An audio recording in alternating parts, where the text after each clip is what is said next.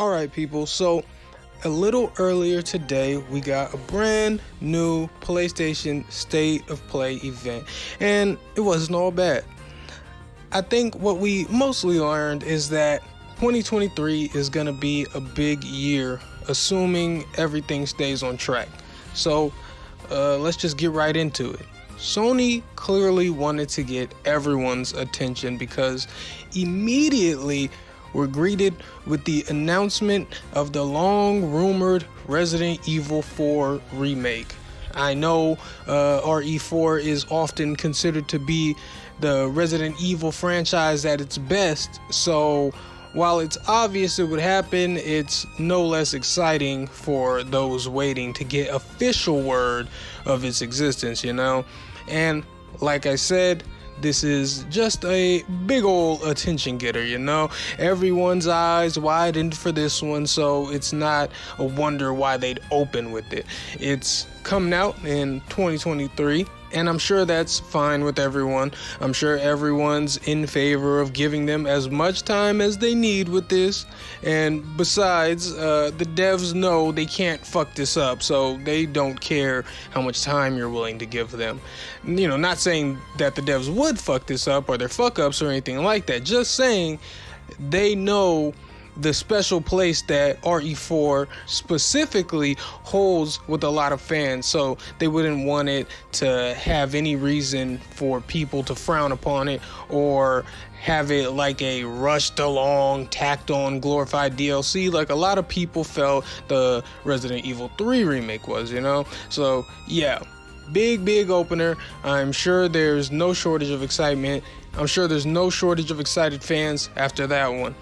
Then the State of Play just talks about some VR games coming to PlayStation VR 2, the Horizon VR game, a sequel to the Walking Dead VR game, No Man's Sky, yada yada yada. Honestly, most people probably don't care given how niche VR gaming still is, you know? So, moving right along. We got an extended look at Stray, the game where you play as a cat in some type of dystopian future seemingly run by inorganic robots and drones and such. I'll be honest, I'm still not very sure what the hell this game even is or what we'll be doing. You know, maybe it's a dedicated stealth game. I could barely fucking tell, but fuck it. I think I'm in, you know? Fuck it, man. It comes out July 19th of this year, mind you. Yeah, you know, take that 2023.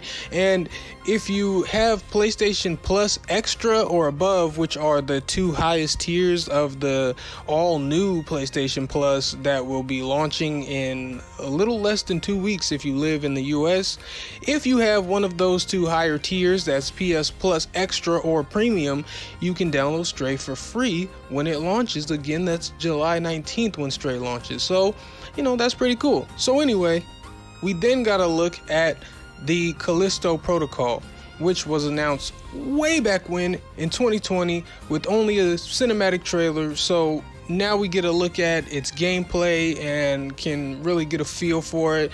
And for those who don't know, this is being made by Glenn Schofield and Striking Distance Studios. Glenn was the co-creator of Dead Space and has now since gone on to found Striking Distance as his own studio and is creating the Callisto Protocol as a spiritual successor to Dead Space. So yeah, if you felt like you were getting Dead Space vibes, that's why. But yeah, the game looks pretty good from what I could tell. I'm not really a big horror game guy personally. Translated, that means I'm too pussy.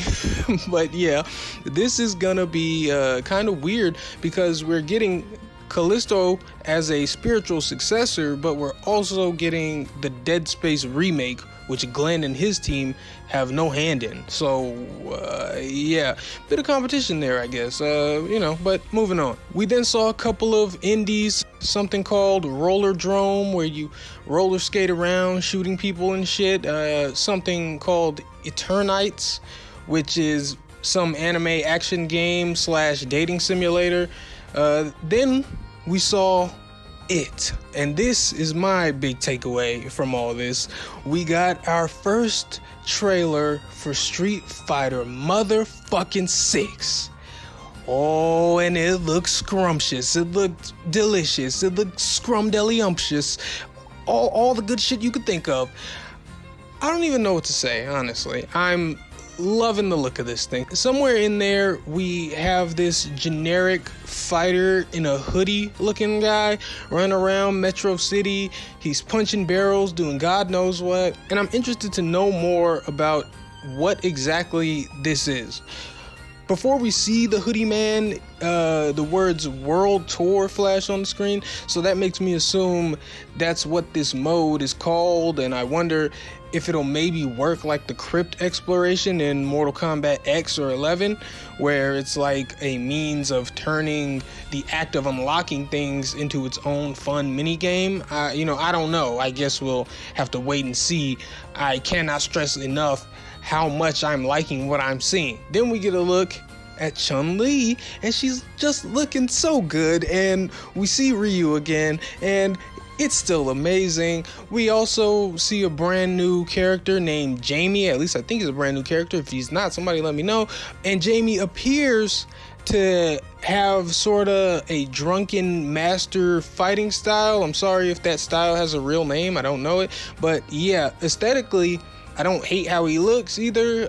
I actually like his design. I can get behind it. In terms of gameplay, from what we can tell anyway, I feel like the game looks heavier than Street Fighter V. It looks weightier and slower, more deliberate, and I don't mean any of that in a bad way. This game looks incredibly attractive to me. Listen, I absolutely love Street Fighter, but my favorite fighting games from a gameplay perspective are the NetherRealm games. Everything in Mortal Kombat and Injustice is just always so focused and deliberate and pristine, but leaves just enough room for creativity and playstyle to shine through, and it's fucking immaculate, honestly. When I see these bits of fighting that Street Fighter 6 is showing us, it kind of reminds me of that. Like they may have possibly injected some of that into the Street Fighter DNA. And listen, I can be 100% incorrect, and that will be fine. The important thing here is I like what I'm seeing, okay? I like what I'm seeing. And I love this graffiti art style they're doing. I'm not gonna lie to you. It looks really fucking good.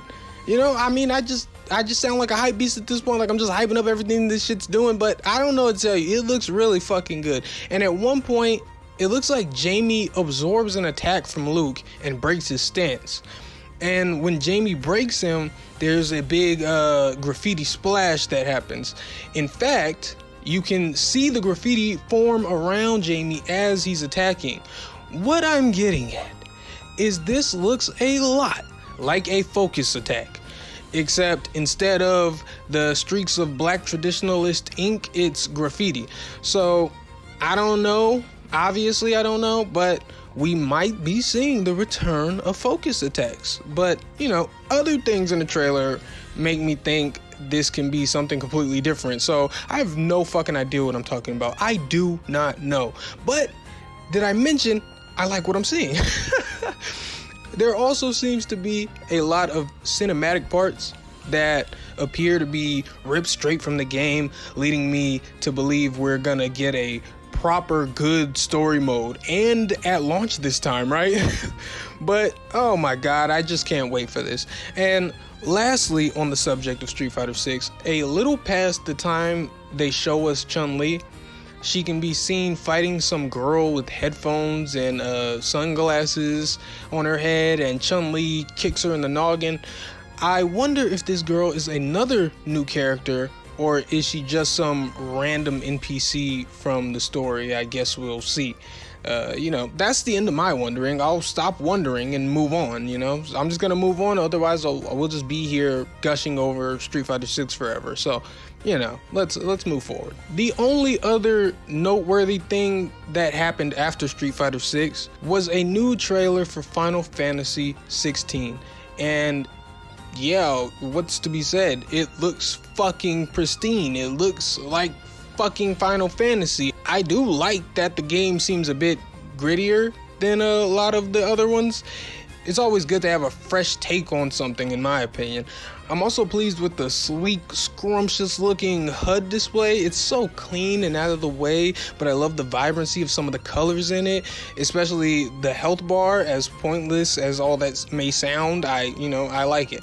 The gameplay looks closer to 15's gameplay than anything else, which makes sense, seeing as that was 15 and this is 16, but still, I think it'll be even better than 15's gameplay. Obviously they'll make some, adjustments and tweaks and stuff like that, or maybe they want to play completely different, and what we're seeing isn't really, representative of exactly how it'll play. It won't play like 15 almost at all. I don't know. We'll have to wait and find out. Although, I don't know if it's even possible to top 7 Remake's gameplay, but, we'll see. The game just looks really, really good.